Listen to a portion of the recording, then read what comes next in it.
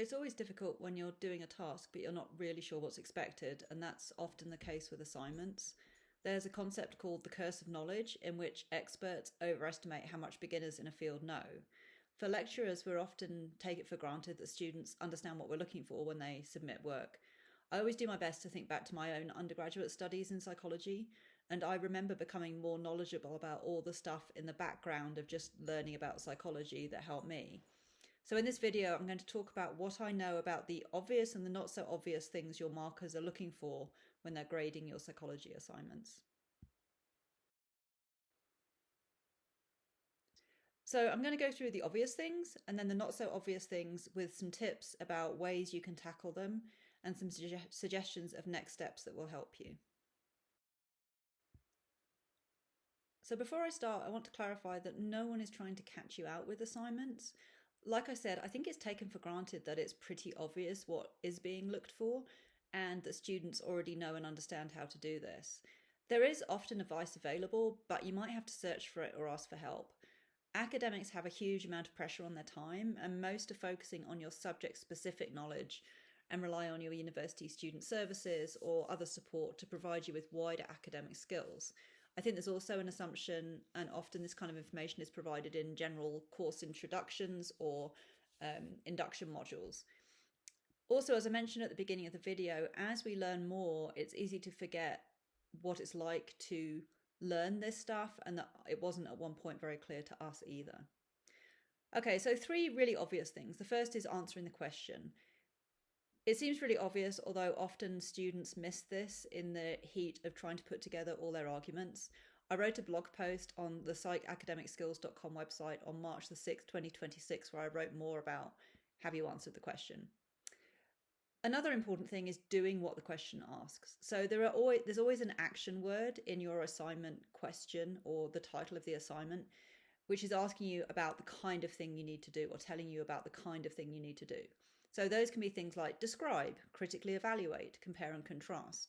There are a range of different actions of what you're supposed to be doing in your work. And there's also plenty of web pages that present all these action words and explain what each of them means. So it's worth checking those out. The last thing isn't actually super important, but many students spend a lot of time on it, judging from the questions I've had when I've been teaching. And that's formatting and submitting correctly. So obviously, on the one hand, you need to ensure you meet the requirements for your document layout and you meet the deadline and you submit correctly. But typically things like this are either good enough, which is fine, but doesn't get you a huge amount of credit. So you don't get an A just for formatting and submitting something correctly.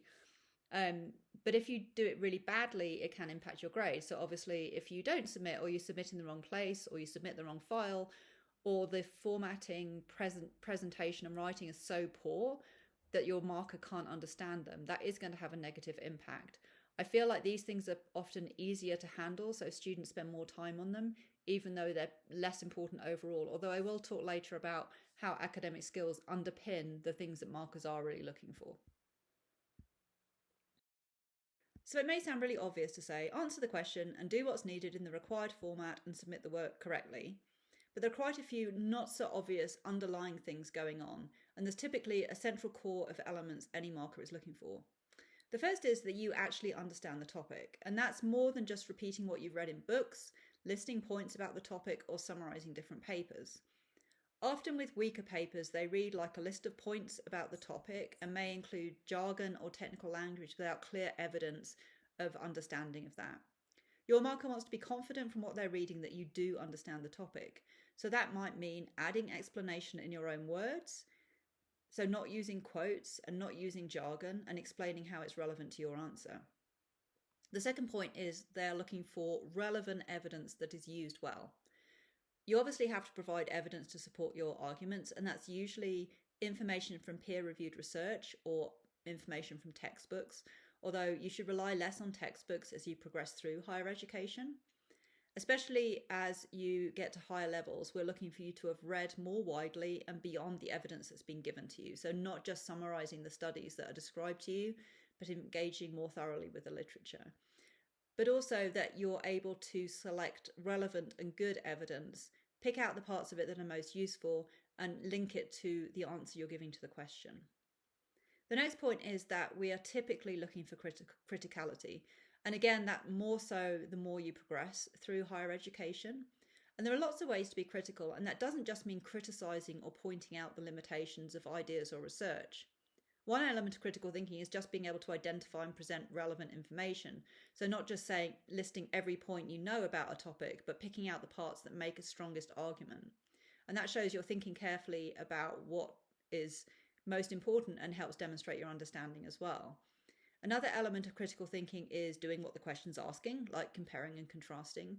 It might also mean pointing out the strengths and limitations of research, but in a way that's relevant to your overall paper and not just repeating common criticisms that don't tell us anything about this specific topic. So one example of that is I read a lot of papers recently where students refer to the recent critique that too much psychological research relies on what's called weird samples, which is Western, educated, industrialized, rich and democratic populations. That is a good criticism of psychological research, but it's not necessarily relevant in every case. And it really shows a lack of depth of thinking just to use that one all the time, rather than looking at specific research and thinking in more detail about that particular work. I realise that point 4 about including an answer looks like it should be obvious, but I've read a lot of essays where it isn't actually clear what answer the student is trying to say. They describe a lot of information that does relate to the topic, but never actually draw conclusions from it or state how they think they're answering the question. It feels like I, as a reader or marker, am being left to draw conclusions and actually figure out the answer the student wants me to conclude. You need to know what you're trying to say and what your answer actually is. A good way to check that is to see if you can summarize your overall answer to the question or your overall assignment theme in a couple of sentences, and make sure that's clearly reflected throughout your work.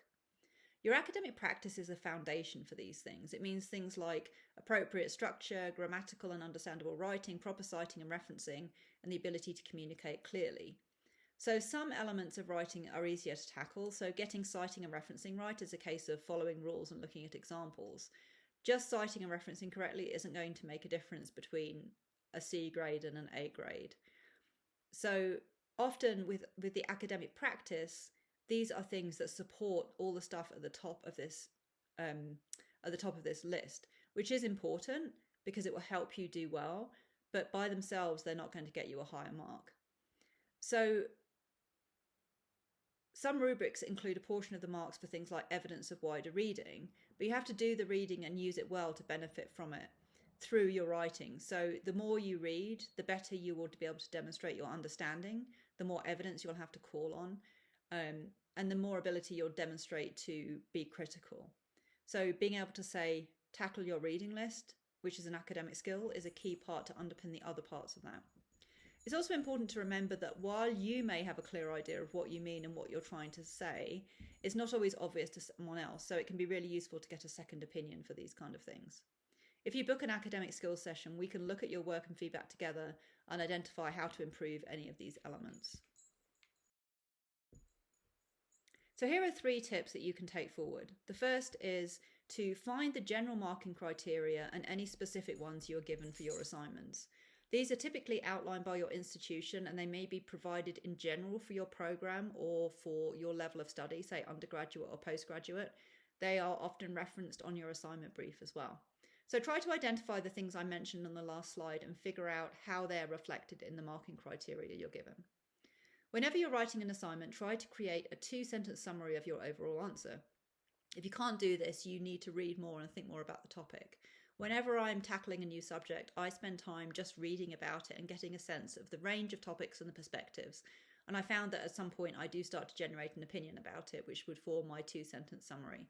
And you can use that to check the relevance of each part of what you're writing and make sure you're actually including relevant information throughout.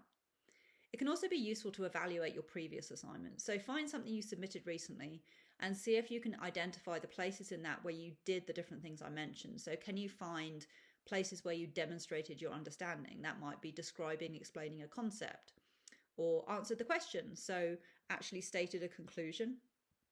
You might try color coding different types of parts of your answer and see what the pattern is. Did you spend an awful lot of time describing and not much time actually linking that to the question, for instance? Look at the feedback you receive from your marker and see how your marker perceived the work. Try to see it through your marker's eyes and put your knowledge aside about what you meant. Often it can be useful to print your work out and look at it on paper because it can be a good way to see it afresh. Opinion is also really useful. Markers usually aren't given enough time to go through each individual student's work in detail, but check for your institution's other support options. They may have an academic skills or a student services department that does provide this. This is also the gap that we fill here at Psychology Academic Skills Tutoring, so check our one-to-one options via our website at psychacademicskills.com.